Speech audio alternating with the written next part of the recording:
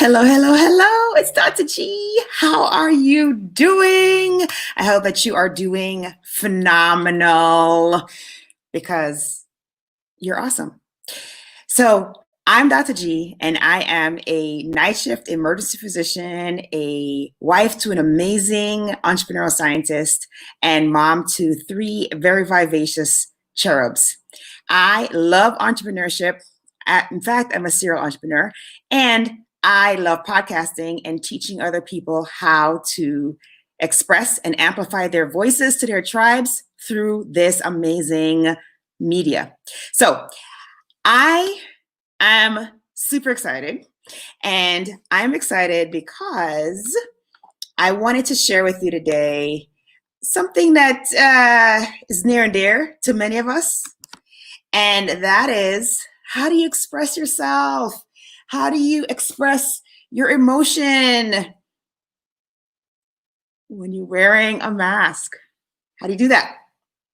Now, I really depend on these muscles. I really depend on them. I depend on them actually every single time that I enter a patient's room, and I have the task to develop very rapid rapport with my patients, because in emergency department, I have to work with very little data and make pretty critical decisions in a timely fashion. And so the more and the stronger the rapport that I build with my patients is, the better data I will have to work with to make those decisions.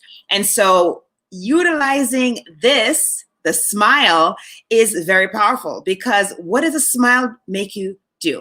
A smile makes you feel disarmed. A smile makes you feel welcome. A smile makes you feel cared for. A smile just makes you feel overall good. And so when we have this taken away from us, particularly me as a physician who has to do this really quickly, oh, hello, hello, hello. I'm not sure who this is. You're coming up as a LinkedIn user, but hey, yes, shout out to you as well. Sounds like you might be in the medical profession. So thank you for the shout out, and thank you for the support. So basically, we have to come up with a great way in which we can express our emotions while we are wearing this. Okay. How can we communicate with each other? How can we make our engagement stronger when the thing that we use that is most powerful, which is our smile, is hidden? Okay, how can we do it?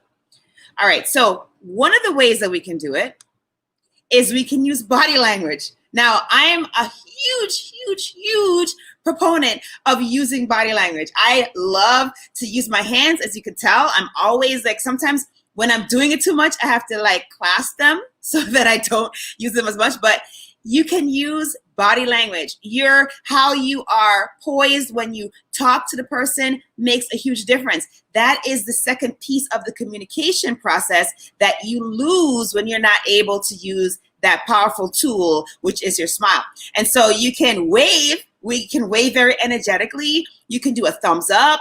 You can do things like the sign language applause. You can do this, which is basically showing that you care. I mean, there are ways in which you can use your body language to speak and try to supplant or replace this powerful tool that we all have. Oh, awesome. Thank you, Jenny. Appreciate you. I appreciate you. Yeah, on here, sometimes somehow when you're on LinkedIn, it doesn't show up as the actual person's name. That's why I didn't know. But thank you for letting me know who it is, and I appreciate you greatly.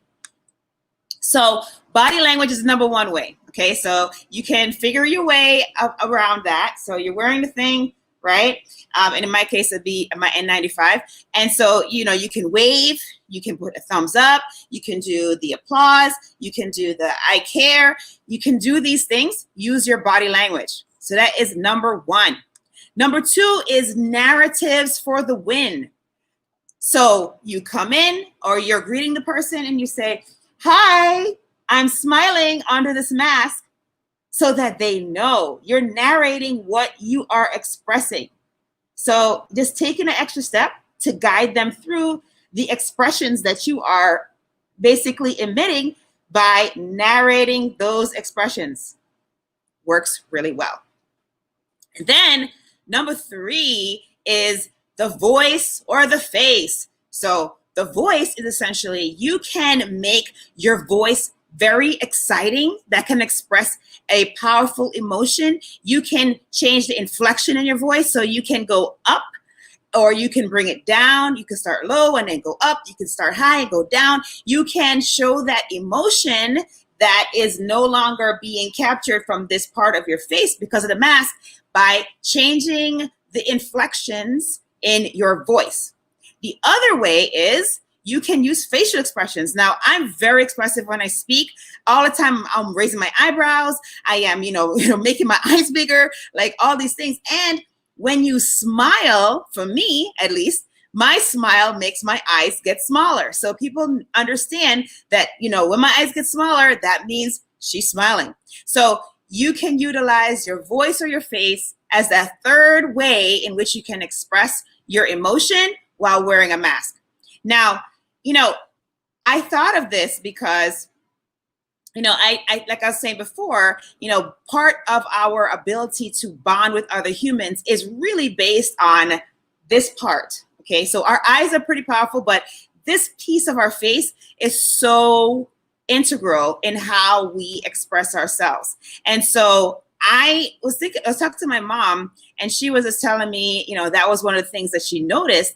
And I am, it just really like turned something on in my head to say, let me just do a live about this, because if my mom's thinking this way, and I was also thinking this way, because I did notice there was a disconnect, and I had to be almost a little bit more large in my interactions in order to do the same things that, just this part of my face was able to accomplish without all of that previously.